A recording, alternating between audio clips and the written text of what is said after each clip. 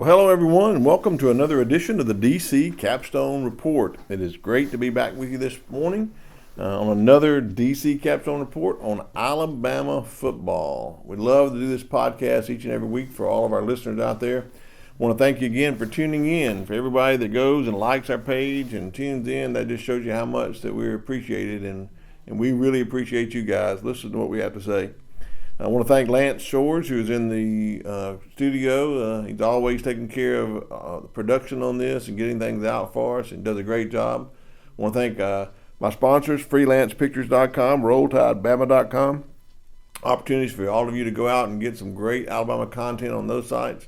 And don't forget Karen Cottingham, Realtor, right here in Tuscaloosa, Alabama, with the Williams Group at Keller Williams. You can contact Karen for all your real estate needs. She is on our website at dccapstonereport.com. You can click on her on the website and take you right to her inventory and look at all the houses or things she has for sale. If you need to sell a house or you need to buy a house anywhere in the state of Alabama, she's the one to contact at 205-887-4008. Again, that's Karen Cottingham with the Williams Group at Keller Williams for all your real estate needs. Well, welcome back to the DC Capstone Report. It's great to be back with you this week. We're going to take a look at a great victory, coming off of a great victory on the road at Wisconsin. Great place to play. And in the first segment today, we're going to review the game against Wisconsin. In the second segment, we're going to talk about our players of the game.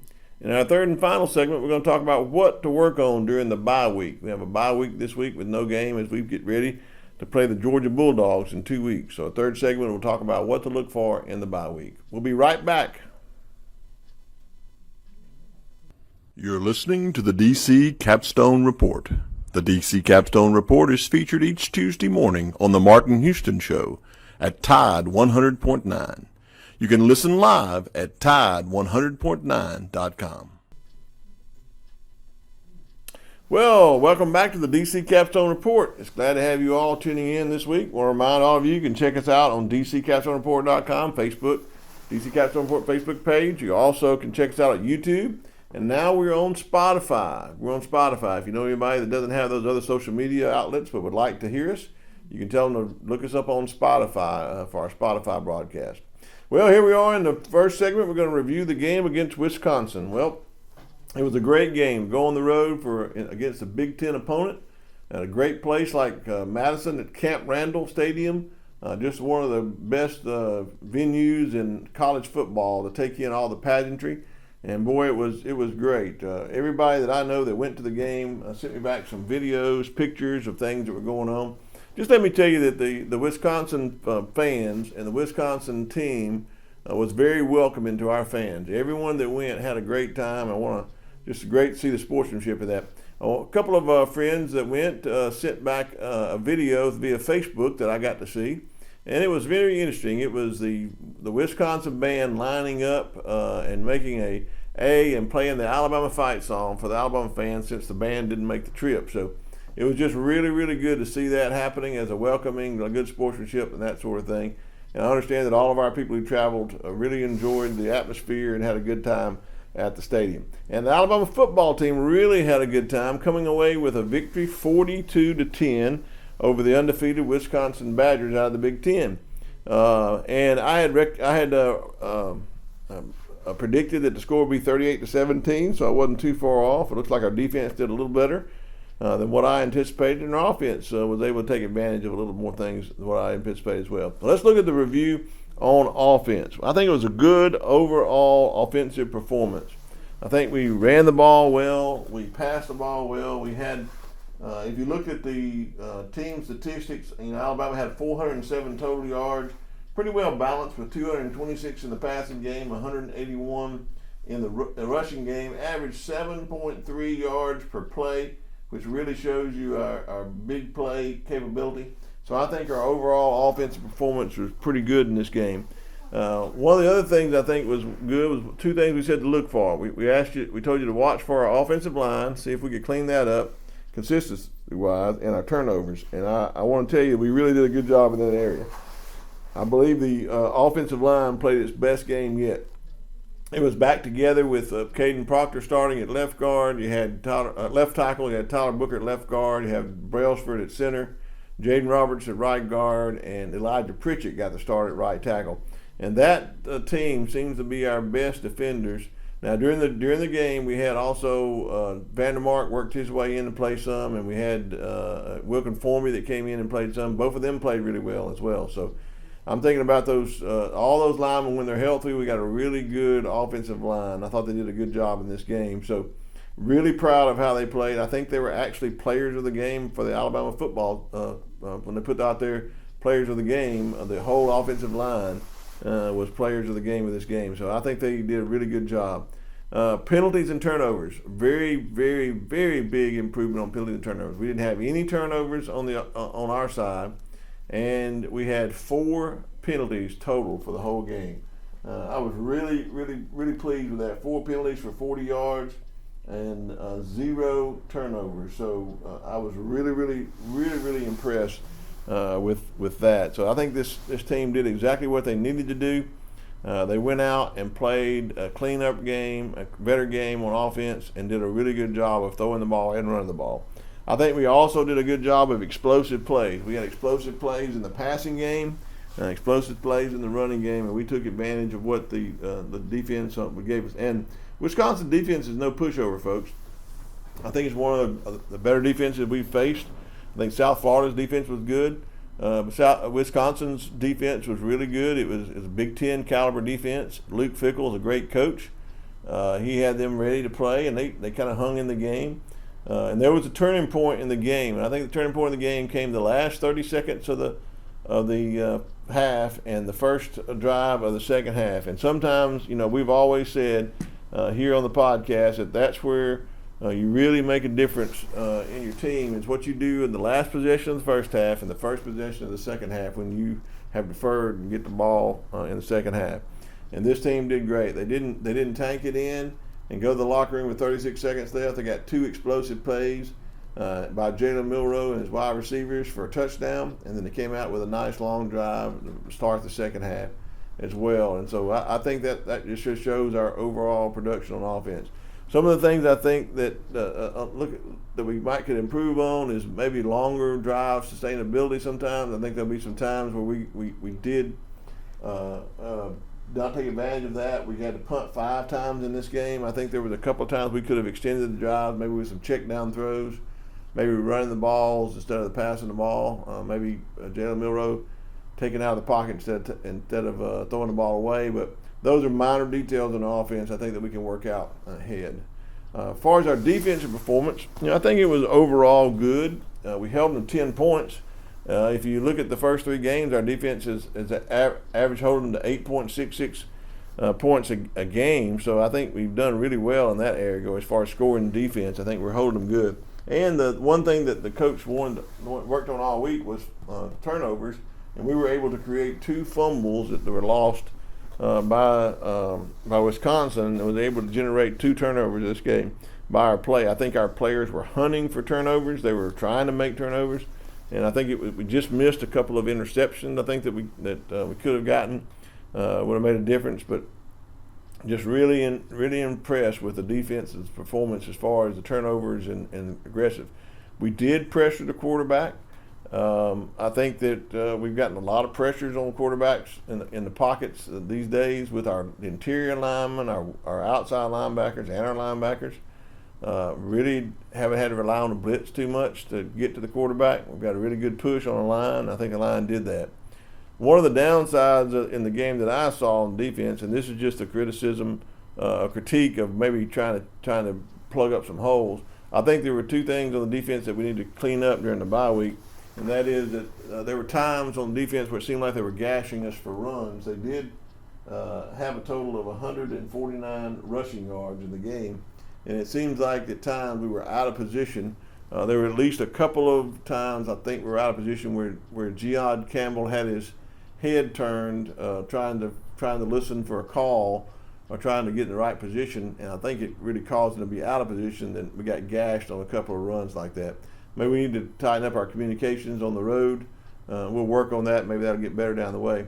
But there were also a couple of times where we had some wide receivers on Wisconsin's team that were running wide open, as we've seen in the last couple of games. We had some receivers running wide open in this game, and means our freshmen got beat a couple of times. They got behind them. So I think if we, the good thing is our freshmen are getting a lot more experience. So when we get into games where other quarterbacks might be a little more accurate, can put the ball on them, unless we tighten that up, there might be some times where we give up a big play down the road. So those are a couple of things to look at. But overall, I think our defense played well. Overall, I think our offense played well, and I was really impressed with the way going on the road in a hostile environment and didn't get distracted by all of the pageantry that was going on. Even in fact, in the third quarter, as the coaches had told them to lean into their traditions, I saw our team jumping around on the field with their jump around, which is a great storied tradition in college football, the Wisconsin third quarter jump around. And so they didn't get distracted by it. They leaned into it and allowed it to motivate them and to play well. So I was very impressed with a victory on the road. Looks like Alabama comes away with an opportunity to learn from their victory as well, but also comes away with some confidence that they can go on the road in a hostile environment and play a really well-rounded ball game, both on offense and defense. Well, welcome back to the DC Capstone Report. We're here on the second segment. And in the second segment, we're going to be looking at our players of the game against the Wisconsin Badgers. So on offense, let's start on offense. Well, I don't think you have to go very far on offense to see who the player of the game was in this game. He's gotten national recognition this week already from the Reese's Senior Bowl as the Offensive Player of the Week. And he did just an outstanding. I think he's moved up in the Heisman race to number 2 on On2 Sports. And that is none other than the quarterback, Jalen Milroe. He had a great game. So excited for him and what he's able to do. Saw him doing some things in this game that really shows you how much he's improved over last year. But he had 14 carries for 75 yards and two touchdowns rushing. And he was 12 of 17 for 196 yards and 3 touchdowns passing. No fumbles, no interceptions. So he cleaned up his fumbles and interceptions in this game. He did a great job of cleaning up the turnovers. Had protected the ball when he scrambled. So proud of him for doing that. But the one thing that I think that I saw, last week, I wanted to see what he built on. I thought last week he improved on his progression reads, and he really did a good job again on that this week, seeing him read his progressions. But another thing that I think he has improved on that really was present in this game was his accuracy. If you look at those 2 passes that he threw in the last 36 seconds of the first half, when he hit Ryan Williams down the right side for a ball, perfect, right on the money. He did. Perfect shot to Ryan Williams. And then when he hit the touchdown to Jeremy Bernard, that was a picture-perfect touchdown throw where you see the ball leave his hands before Jeremy Bernard ever makes his cut. And that was a tight spot he had to get it into so that Bernard could catch the ball and still be in bounds. And he did. He put it over the defender's head, right into Bernard's hands, that little box that you're trying to hit.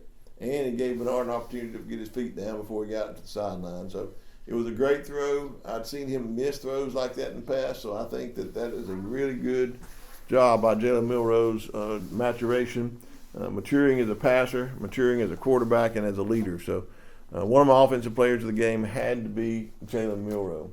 My other offensive player of the game has to be Ryan Williams. Every time Ryan Williams touches the ball, you feel some kind of excitement. And in this game, he had 4 catches for 78 yards and 1 touchdown. He also even went back on a punt return, and he had a punt return for 20 yards. So we see him making some really big strides in what he does in the game. So I am so excited about what he's going to bring down the road. I think he was playing against some good competition, some tough competition, but we'll play against better competition down the road. So the question mark for Ryan Williams is, can he keep on learning? Can he keep on growing?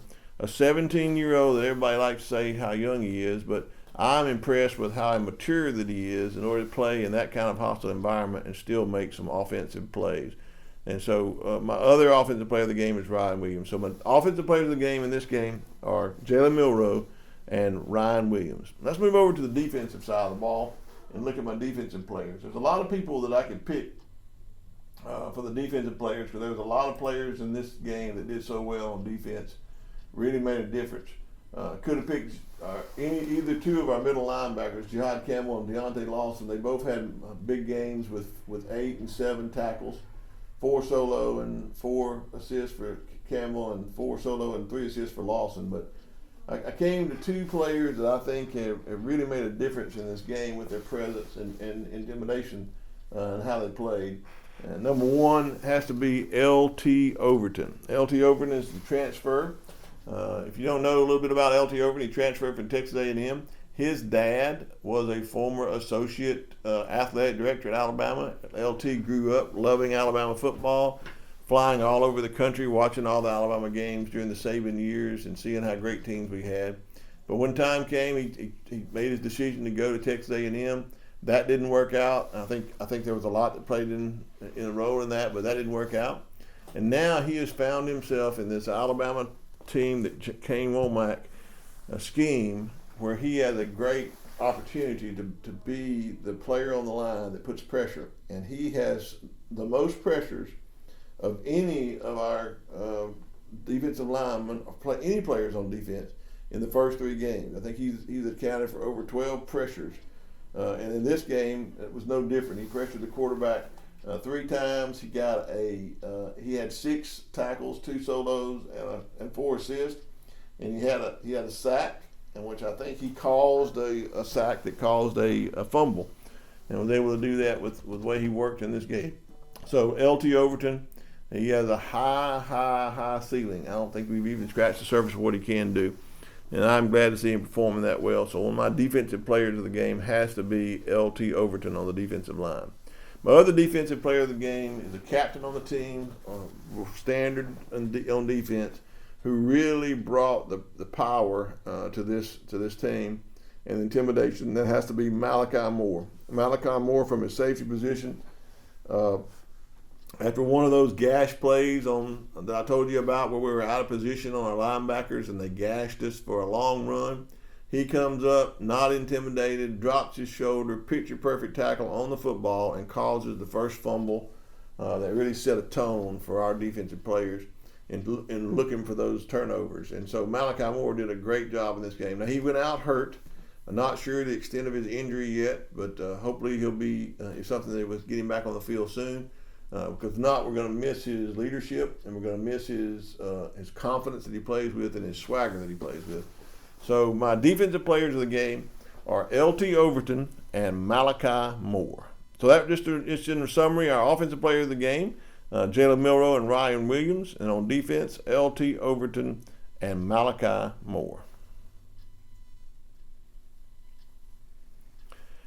Well, welcome back to the DC Capstone Report here in our third and final segments, where we usually preview the upcoming opponent, but we don't have one this week. We have a bye week. So we're going to talk about what we can work on during this bye week to get ready for the big game against Georgia when they come into Bryant-Denny Stadium on Saturday the 28th. So we got a week to prepare, a bye week. So what do? Well, I want to tell you, I think there's several things that we need to do, but the number one thing we need to do is get healthy. There were some players in this game that went out, and I want to see if Malachi Moore is able to come back healthy. I want to see how bad Quay Russaw is hurt. We got some other players like Cole Adams that's been hurt. Can he come back in? Proctor needs some time to rest after his first game. I think it's a really good time to get your team healthy during this bye week. That is work on getting the training room, getting everybody healthy, getting ready to play, because it's going to be a big game against Georgia coming in, against a SEC caliber line on both sides of the ball. Great defense, so it's going to test us, and we're going to be at top strength. So I think the number one thing we need to do on this bye week is to rest and get healthy. Second thing is, I think we're going to have to shore up some of our communication issues on defense to stop the run. We can't let teams be gashing us on the run and be able to up our third down efficiency. We've got to be able to get off the field on third down and not let teams extend plays and stay on the field. Wisconsin in this last game, one thing that I noticed was they have a large amount of time possession. They beat us in time possession. Well, one reason is we were short on time possession because we were scoring so fast, but they did a lot of drives where they extended their plays on third down conversions, and we need to stop that. we had some good fourth down stops, but we got to stop letting them stay on the field on third downs. When we can get them in third and long, third and medium, we need to be able to get off the field on those. I think that's something you got to work on, and King Womack's defensive scheme as we go into the SEC play has to ratchet up just a little bit. I think the other thing that we need to work on is another refresher course on the offensive line being consistent with communication and skill, and also on penalties and turnovers. We did a really good job in Wisconsin game, but we need to reiterate that because as we go into this tough SEC schedule, and Alabama has a really tough schedule, folks. And the next game is Georgia, but we have a really tough schedule, so we need to really hone in on working on that so that it doesn't come out at a later time. And then finally, I think that we need to get our Georgia game plan ready, start getting on it. I don't believe we've seen all the offense. I believe he's been holding things back until we play Georgia. There'll be some plays that we haven't seen. There'll be some defensive schemes we haven't seen that we'll use in the Georgia game. So make sure we concentrate and get our Georgia playbook early on, so our game plan for Georgia, so we're ready to scheme and plan, so that we're ready for everything that they throw at us, and we surprise them with a few things. So I really think this bye week comes at a great time and gets us ready to assess where we were after 3 games, and then are we going to be a standard, stand up against Georgia. Alabama, folks, is the only team that's beat Georgia in the last, I think, 22 or 23 games. So they're going to be coming here gunning for us. We upset their bid last year for another national championship. They're going to be gunning for us on our home court, trying to take advantage of us and beat us. And we've got to go out in this bye week and prepare for that so that we're ready for them. Well, I want to thank you all for listening here on the DC Capstone Report. Thank you for tuning in. Remember to go out and check out our sponsors, freelancepictures.com and rolltidebama.com. And don't forget to check out Karen Cottingham Realtor right here in Tuscaloosa with the Williams Group at Keller Williams for all your real estate needs. Now's the time for all of you who are trying to get your kids a place to stay next year. Come October 1st, we'll know what places are coming available. Contact Karen, she can let you know where you can get your kids in if you need to get a place to stay in Tuscaloosa for your students. So thank you for listening, and we'll be back next week with another edition. And until then, this is DC signing off with a big Roll Tide.